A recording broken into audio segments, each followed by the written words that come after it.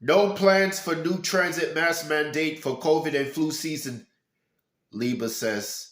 The MTA is not planning to reinstate a mask mandate on public transit anytime soon, Chair and CEO Jano Lieber said Wednesday, even as numerous members of the public testified in favor of one ahead of an anticipated winter COVID-19 surge.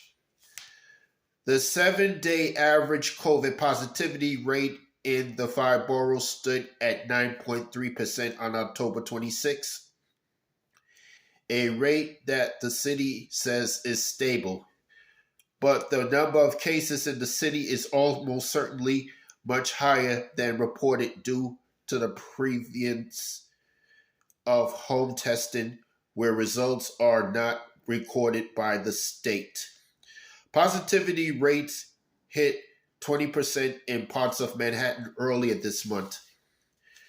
With new variants like BQ and Nightmare XBB continuing to emerge, and hundreds of New Yorkers hospitalized with COVID at any given time, some health experts are once again sounding the alarm and suggesting people don masks in indoor public spaces.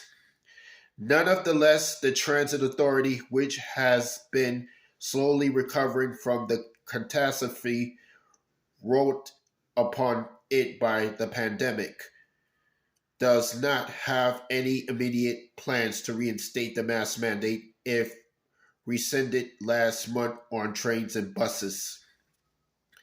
At a press conference following the board's monthly meeting on Wednesday, Lieber said that the MTA is not in the business of public health and will defer to federal, state, and city health authorities on mask policy. What we do on public health area is we defer to the relevant federal, state, and some cases city authorities. That's why this is complicated, Lieber said. I very much respect the folks who feel strongly about mask wearing, but the MTA is not a public health expert, and we're going to defer to the folks who have that responsibility in establishing standards for all the public spaces. Even if the authority were to reinstate a mandate, it's a near certainty that many riders would choose not to comply. Masking rates had already slipped considerably on trains and buses before the September announcement, and have only descended further since as pandemic fatigue sets in. We had really high compliance, but what happened is so many public spaces became mask optional, and then the compliance started to erode even before the public health authorities made their decision, Lieber said.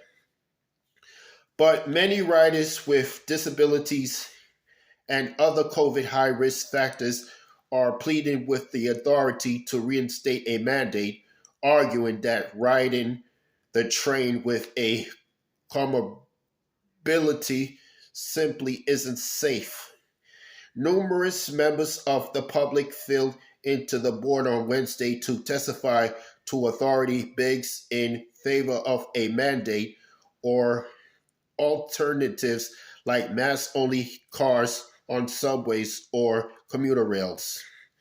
In the midst of high COVID community transmission, ending the mask mandate on public transit has made our lives more unsafe, said Myra Batchelder in a testimony to the board. For those of us at higher risk for severe COVID, the risk has intensified. That's all I have to say for this video.